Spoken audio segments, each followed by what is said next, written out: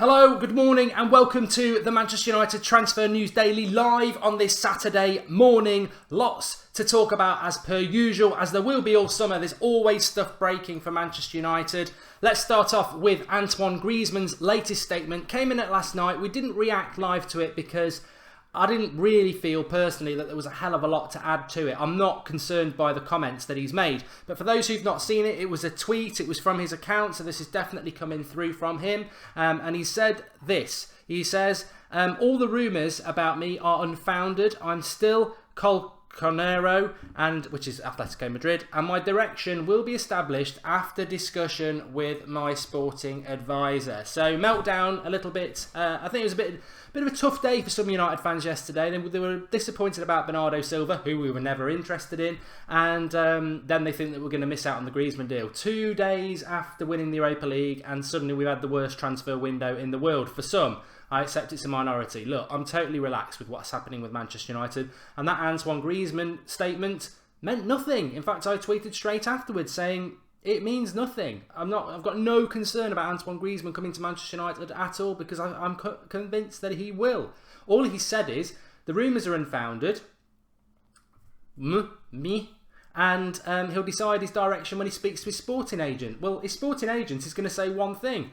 Manchester United have paid the buyout clause, so it's up to you. Manchester United are going to pay you a hell of a lot of money, and me, and you're going to get the number 7, which David Beckham used to wear at Manchester United, and you support Manchester United, and Manchester United are a bigger club than Atletico Madrid, and you're going to be a bigger name worldwide playing for Manchester United. And Griezmann will go, yeah, I've enjoyed my time at Atletico Madrid, but see you later, and welcome Manchester to Antoine Griezmann. That's what's going to happen. I've got no concern about that tweet at all. I think he's probably had a bit of a we know he's had a backlash from Atletico Madrid because of his comments on Monday night where he said he was 6 out of 10. Stex FC, you can have a shout out, there it is.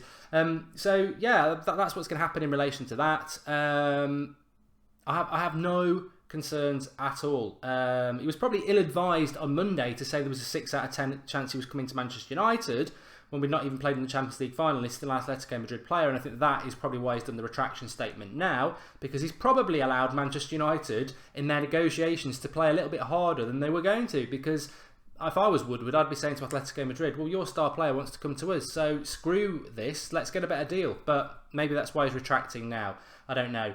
And like Ryan C833 says, Griezmann saying that the rumours are unfounded when he started them from his own mouth on Monday night are a bit rich. Exactly, the whole statement is a bit rich. It's transfer time, it's party games time. For those of us who were with the United stand last summer, and we obviously broke quite early that we were going to get Pogba. I think we started like mid-June, didn't we? And everyone was like, it's never going to happen, it's never going to happen. He said he's staying at Juventus. Juventus have said this, Minirola said that. And it happened. And I'm firm on the saying that Griezmann will happen as well. As MP said, this is what Pogba was doing. And Dan Deman makes a good point. I don't understand what's going on with the dislikes today. 30 dislikes before we even start the video. Look, if you don't like Transfer Daily, you don't want us to do any transfer shows this summer, we'll just stop, because it's no skin off our nose. And it's not really fair for everybody who puts a lot of time in and you lot to just come on and have 30 dislikes before. I know there's a lot of City fans out there at the moment, and that might explain it. And obviously you've got the full-time Devil fanboys, but come on. The headline is perfectly accurate. The image is perfectly accurate.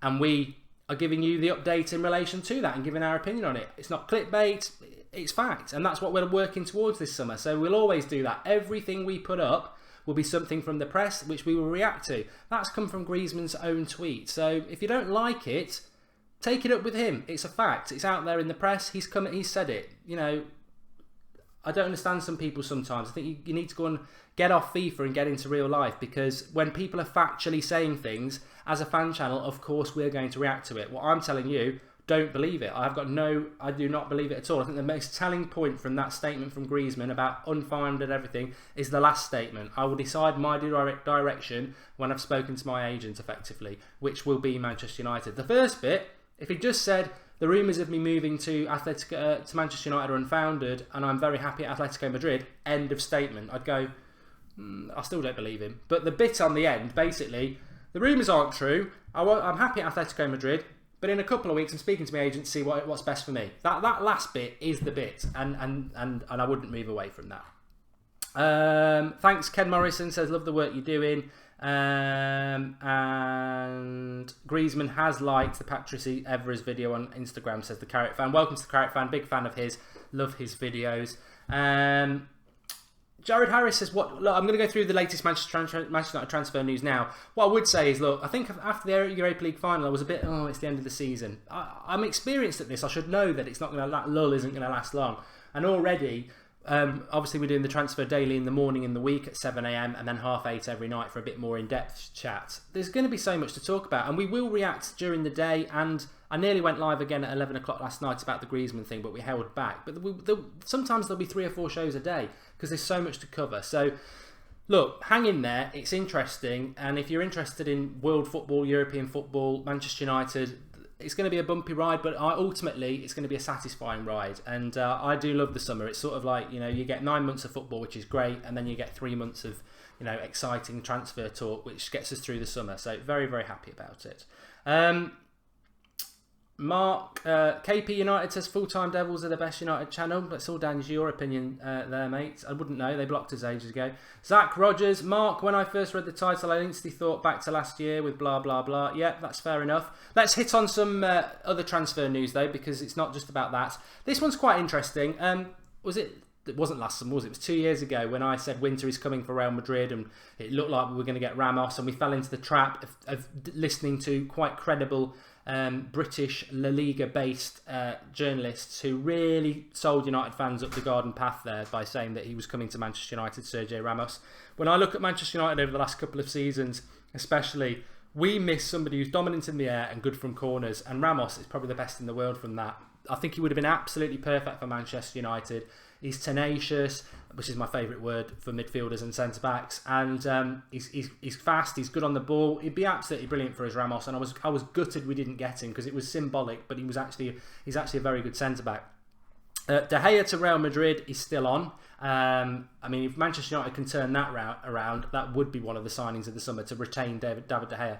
But the latest rumour is that Manchester United, in their dealings with Real Madrid, it could go on for quite a while, because Manchester United, not interested in the money, they want something in return from Real Madrid. There's loads of options. Some people would say Kroos, some people would say Bale, Varane, Morata. Ramos is the latest name being mentioned, which I would be surprised about, because obviously he's a massive player for Real Madrid. But you know what, I'd love Sergio Ramos to Manchester United. But just throwing that out there, don't necessarily think it's true, but it has been mentioned. What else to talk about? This one is a personal favourite of mine. Hirving Lozano. He said around July last year that he'd like to come to Manchester United. In the last few weeks, he said that he'd like a move to Europe, and Manchester United would be the big one. Look, as far as I know, Manchester United are not in for Hirving Lozano. Plays in Mexico. They call him a forward, but he's a winger for me. If he came to Manchester United, he would be a winger. He's very fast, very skillful, and very creative, and he can put the ball in the back of the net, which is good. But early 20s, if Manchester United wanted to sign Hirving Lozano, he would probably swim here over the Atlantic. So I would love us to sign him. I want us to have a Mexican player playing for us again, because I loved having Javier Hernandez. Maybe Javier Hernandez will come back. But the reality is he's probably going to Celta Vigo or PSV, which for some people would sort of verify that maybe he's not of the standard Manchester United would want at this time at the moment. The Overcome Project says Lindelof. Nothing new to add on Lindelof. Lindelof could end up coming to Manchester United, but nothing new to add on that. Lucas Moura has been linked to us as well, Ewan Gordon. Well, we spoke about him last night. Marco Reus has been mentioned today, very tentatively, from Dortmund. I don't think that will happen. He's quite injury prone as well. I would rather go for someone like Gareth Bale, who's a better player. Just saying those words just shows the sort of things that Manchester United could well be capable of this year. Marouane Fellaini in the Express today has stated that what he's prepared to do for Manchester United boss Jose Mourinho. Some would say he's probably done some quite bad things already to get picked consistently for a season. So what else he could do for Jose Mourinho to get more game time, the mind boggles. I'd say he's probably offered him everything as it is. But on a serious note, I'd still sell Fellaini this summer because I'm not hypocritical. And I don't really like him in a Manchester United shirt because of the style of the player he is. But if we kept him, I think we will keep him, by the way. But if we do keep him, I'm not going to be too bothered about it, because I think we saw on Wednesday night that in certain games, in certain situations, when you've got injuries and stuff, and you're going to have to graft the result out, he's quite good. What we must move away from with people like Fellaini and Darmian is, yes, if you need to graft out a result, those sort of players are very important and you can trust them. But that cannot be Manchester United's identity next season. I think this season was very much a very hard season for Mourinho and the fans, let down by some players in front of goal, performances, injuries, whatever. And the performances, the negative performances outweighed some of the best football I've seen this season, but we didn't get enough of that. Next year, he's got to go towards the good football. To do that, he can't pick people like Darmian, who is not very good going forward as a left-back, and he can't keep picking people like Fellaini in the midfield, who, again, isn't very quick, doesn't move the ball very creatively. But as squad players, they have a place, but they can't be first-team players next year, and I think people's love for those players, quite rightly, from Wednesday night especially, is valid, but they can't be first-team players, and I think we need to move away from that. That's my opinion on that. James Rodriguez is still insisting that he wants to come to Real Madrid. I think the big stumbling block with that is that Manchester United need to want to sign James Rodriguez, and there's no real indication of that. Rooney's return to Everton edges closer. Rooney's actually on holiday for a couple of weeks now, so I'm sure he's considering his options and what he's going to do. There is suggestion that he's already said goodbyes to many of the Manchester United staff. I'll be very surprised if we keep Rooney. I'm more convinced that Rooney's going to go than De Gea, and I'm pretty convinced that De Gea's going to go. Zlatan, I'm not. I don't know. I assume Zlatan's going to go because of the injury, and it was a one-year contract. But seeing him on the pitch on Wednesday night, not with crutches really, I think he is ahead of schedule with his recovery. He won't be back for August, I can't imagine that. But I think if he's back for October, November, Mourinho might just be tempted to keep him, but we still need to sign a number 9, because I don't think you can start the season with Rashford, because if Rashford plays like he did on Wednesday night, lots of effort but no endeavour, then we're going to be toothless up front again. And the reason we've not done so well in the Premier League this year is because we were toothless. But that's an interesting one to keep an eye on. Just on to Monaco. Bernardo Silva obviously went to Manchester City yesterday. Fabinho is apparently going to go there next. Personally, Fabinho was my pick for the centre defensive midfield role. I think he's been very good this season.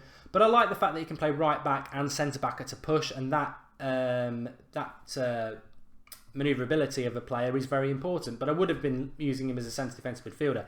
That deal is pretty much done with Manchester City, we understand. However, Mendy, the left back, who I spoke about 8 weeks ago and said, look, this was when Luke Shaw was back playing for United. I said, don't be surprised if we sign Mendy this summer. I've just got a feeling that we're going to sign Mendy.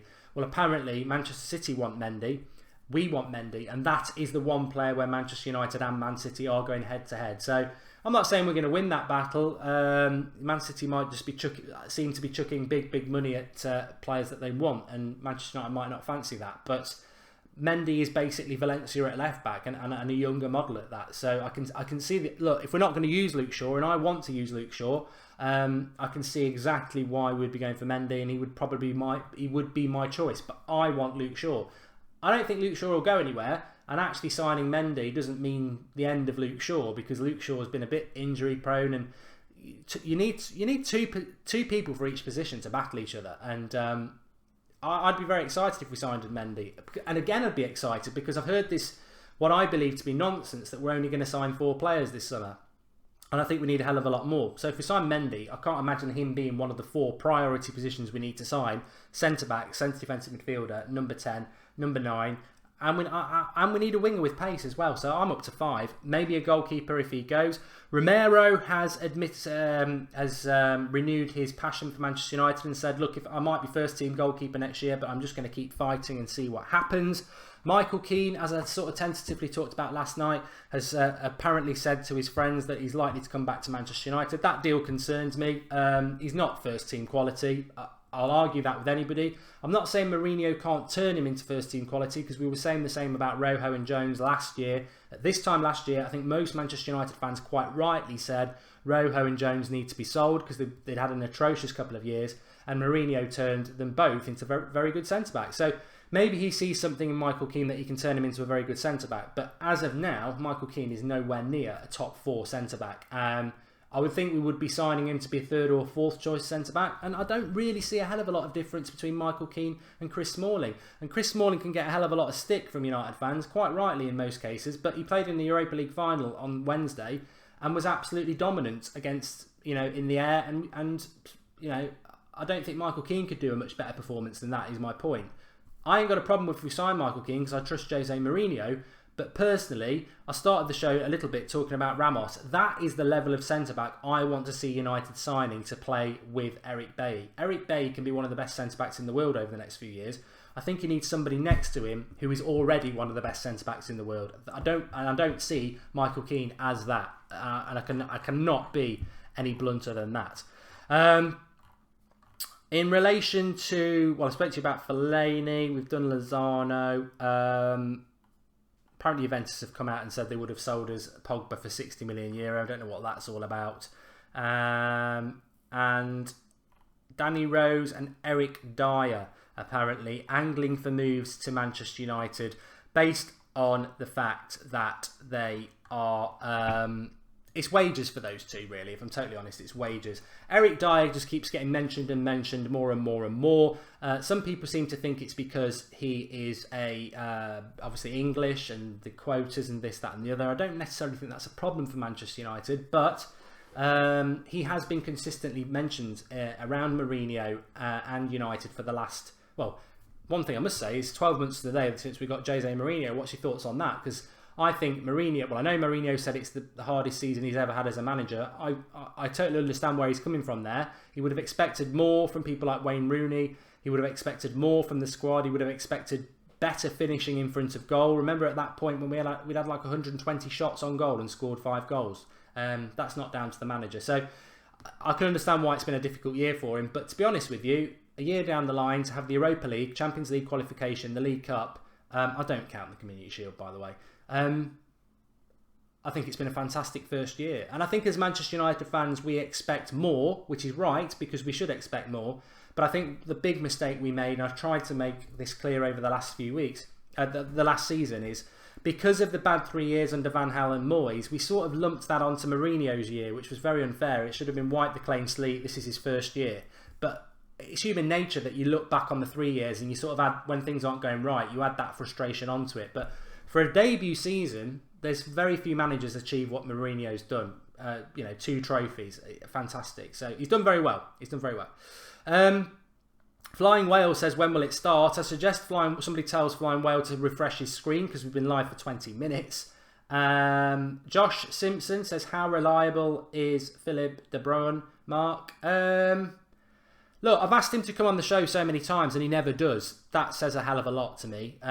He comes out with stuff that pretty much we are aware of just from media checks, but without having them, he's been asked to come on the show. And if he comes on the show and explains, we'd know a hell of a lot more. So I wouldn't really like to comment, but I've never seen anything that we weren't aware of.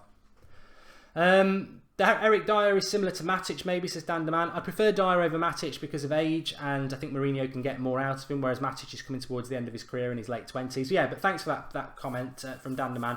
So Eric Dyer is a player that's been consistently linked with Manchester United all season. I think there's something in it. I think £40 million would probably do the deal. He's in his early 20s, and again, if Mourinho likes him and thinks he's the right player to come in as our centre defensive midfielder, then you've got to trust that. But personally, I don't think he's mobile enough, but I trust Mourinho on it. Danny Rose is left back.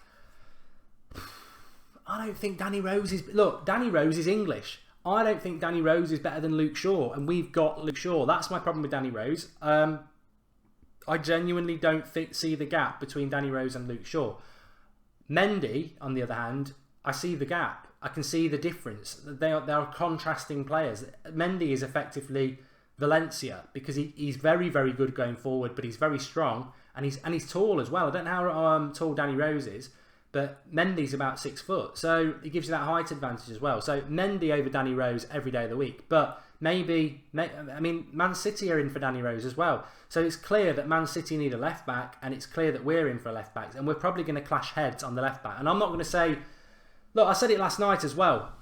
It's silly season again now, and everyone's sort of taking a pop at everybody. But we can sit through this summer quite proudly because our summer transfer window last year was better than anybody's.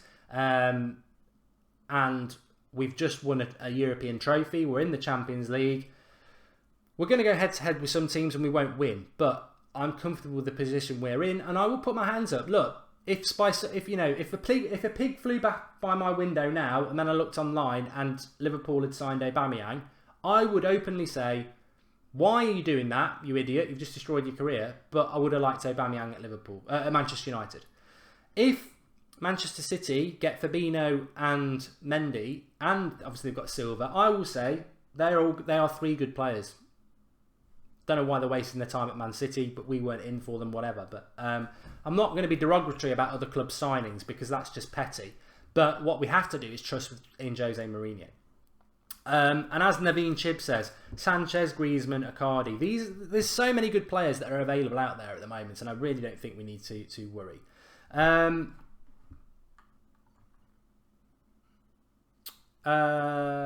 William Coates has made a contribution through the super chat. Thank you, William. He says, would you prefer Neymar or Bale? Love the channel. Would I prefer Neymar or Bale? What do you all think on that? I'm slightly... what would I prefer, Neymar or Bale? Bloody hell, it's a good question. It is a good question. Everyone will say Neymar, I would imagine, but I think I probably would edge for Neymar. He's a little bit younger. He's obviously, I think, a better player, but I wouldn't be disappointed by Bale, to be honest. So I would edge towards Neymar, I've got to be honest.